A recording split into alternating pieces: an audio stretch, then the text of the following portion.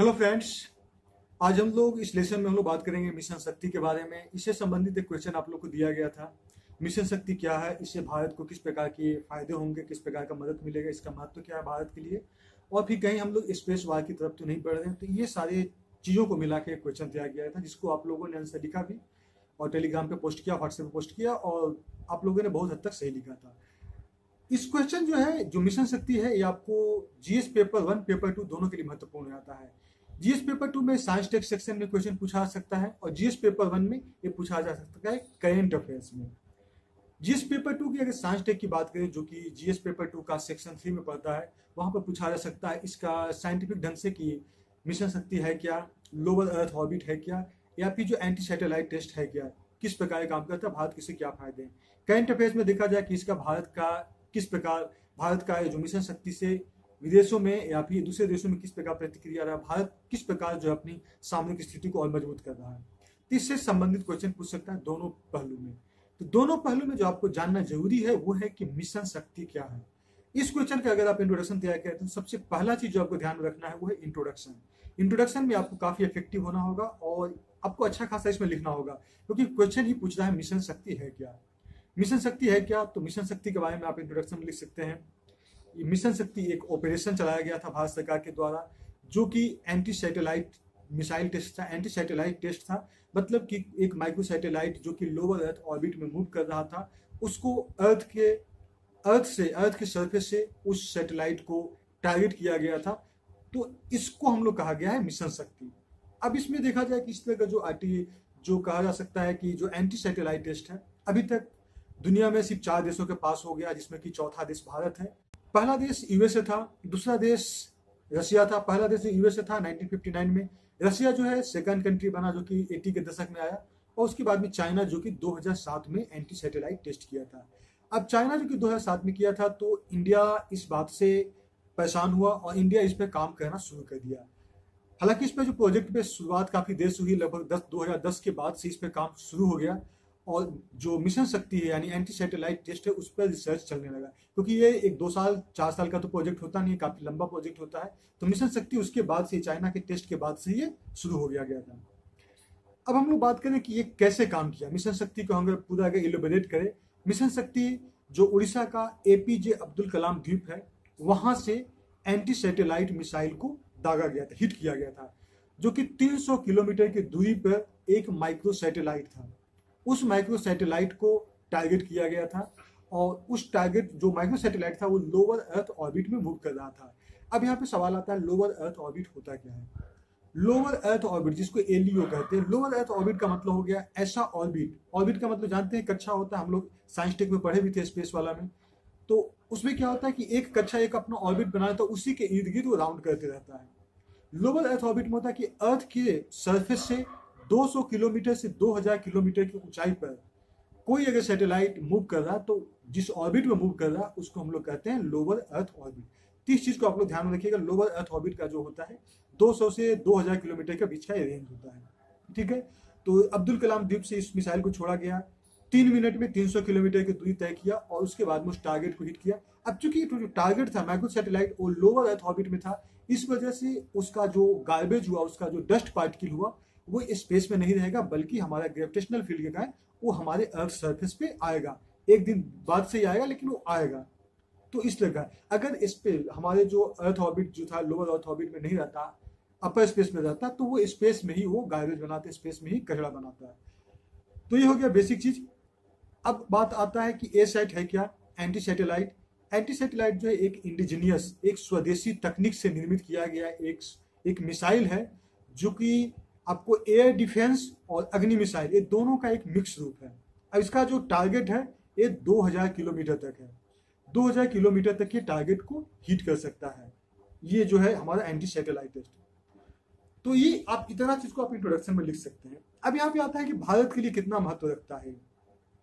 पहला पॉइंट में लिखेंगे unique and critical strategic capability, मतलब ये हमारे देश में एक ऐसा एक बहुत ही यूनिक ढंग के और काफी जो सामरिक ढंग से काफी अच्छा एक हमारी क्षमता डेवलप हुआ, और दुनिया में ऐसे हमारे अलावा 3 और ही देश हैं जो कि इस तरह की तकनीक को विकास किए हैं। तो कहा सकता है कि हमारा क्रिटिकल स्ट्रेटेजिक कैपेबिलिटी, इसको इंग्लिश में लिख सकते हैं unique and critical strategic capability, मतलब हमारे पास यूनिक और एक बहुत ही विलक्षण ढंग की हमारे पास क्षमता डेवलप हो गया है।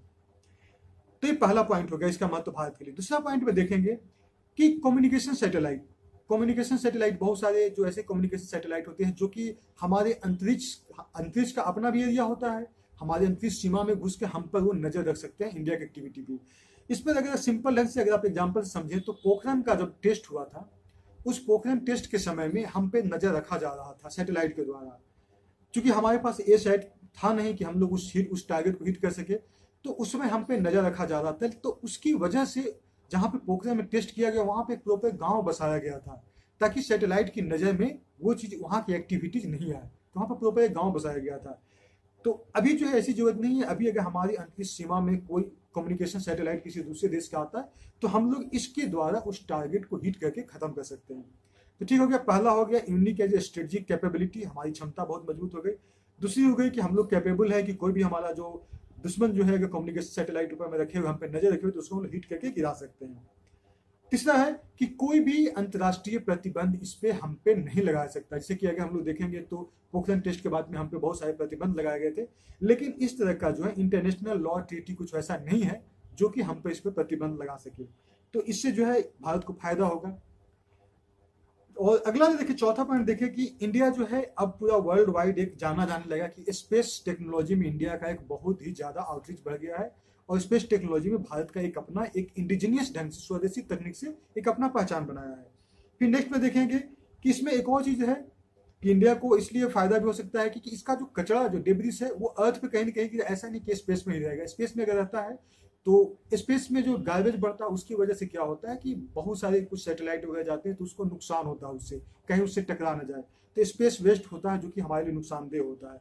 तो ऐसा है कि यहाँ पे हमारे स्पेस में कचरा नहीं हो, क्योंकि ये जो है कि लोअर अर्थ ऑर्बिट में तो पृथ्वी पे गिरेगा। तो भारत को किस प्रकार का फायदा है? पहला कि यूनिक क्रिटिकल स्ट्रेटजी। दूसरा हो गया कि हम लोग कोई भी कम्युनिकेशन सैटेलाइट जो हम पे दुश्मन नजर रखे हुए हैं उसको हम लोग गिरा सकते हैं। इंटरनेशनल लॉ के द्वारा कोई बंधित नहीं है, तो इंडिया इसमें बिल्कुल फ्री है। फिर देखेंगे कि स्पेस टेक्नोलॉजी में इंडिया का मान सम्मान में काफी वृद्धि हुआ। और फिर जो नेक्स्ट पॉइंट में देखेंगे कि इसका जो कचरा है वो जो है स्पेस में नहीं रुकेगा, इसी वजह से कोई जो है हमारा इन्वायरमेंटल पॉल्यूशन बहुत ज्यादा लेवल पे नहीं होगा। इन्वायरमेंटल पॉल्यूशन बहुत ही कम लेवल पे होगा, क्योंकि उसका सारा जो डस्ट है वो अर्थ पे गिर जाएगा।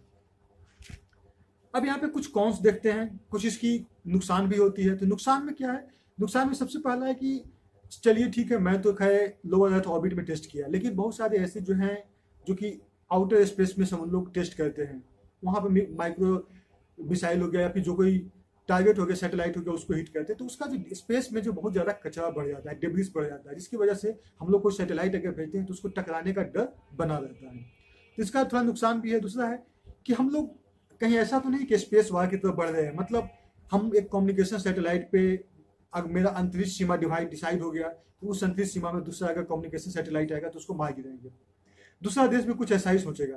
तो कहीं ना कहीं एक ऐसा माना जा रहा है कि हम लोग स्पेस वार की तरफ तो नहीं बढ़ रहे हैं, क्योंकि इस पर जो है चाइना क्लेम किया है कि ये जो है बाद में हमारे लिए समस्या खड़ा कर सकता है, एक स्पेस वार हो सकता है, और स्पेस वार से जो है बहुत ज्यादा पूरा अर्थ सरफेस को बहुत ज्यादा नुकसान होगा। हम लोग स्पेस में लड़ाई करेंगे, उसका अर्थ होगा, उसका अर्थ पे इसका असर पड़ेगा।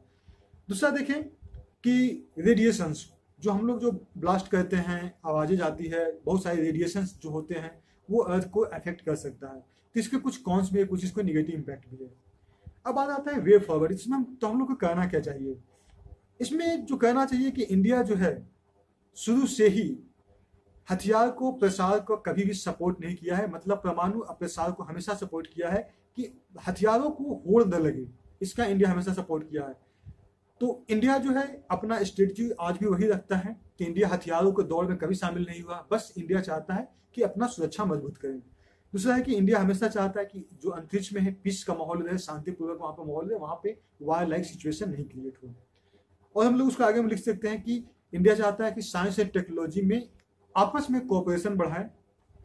इंडिया, चाइना, अमेरिका, रशिया, ये सारे जो देश हैं वो आपस में सहयोग बढ़ाए साइंस एंड टेक्नोलॉजी पे, और साइंस एंड टेक्नोलॉजी का आदान प्रदान करें। तो ये इंडिया चाहता है। उसके बाद में है कि हम लोग जो स्पेस डेब्रिस है, अंतरिक्ष में जो बहुत सारे कचरा है, उसको हम लोग हिट कर सकते हैं, टारगेट करके उसको अर्थ पे गिरा सकते हैं, और अंतरिक्ष को हम लोग साफ कर सकते हैं। एक बहुत बड़ा मुद्दा आने वाले दिनों में होने वाला है कि स्पेस वार या स्पेस डेब्रिस। स्पेस में बहुत ज्यादा कचरा है, इससे पहले आपने बहुत बार न्यूज में पढ़ा भी होगा, द हिंदू वगैरह में आर्टिकल्स वगैरह आता था कि स्पेस कचरा जो है काफी बढ़ता जा रहा है, तो इससे कैसे किस प्रकार का नुकसान होगा। तो वे फॉरवर्ड में आप इस तरह से कर सकते हैं कि इंडिया जो है हमेशा जो है हथियार को होड़ में कभी शामिल नहीं रहना चाहता, बस इंडिया अपना सुरक्षा करना चाहता है। तो इंडिया भी चाहता है कि हमेशा जो है कि स्पेस में शांतिपूर्वक माहौल रहे, साइंस एंड टेक्नोलॉजी का आदान प्रदान हो, एक सहयोग करें, और जो है हम लोग स्पेस में अगर कुछ समस्या है डेब्री से उसको हटाने के लिए सब साथ में मिलकर काम करें। तो इस तरह का इस चीज को हम लोग आंसर में फॉर्मेट में कर सकते हैं। तो हम लोग आज इस क्वेश्चन को देख लिए। Okay friends, thanks for watching, bye bye.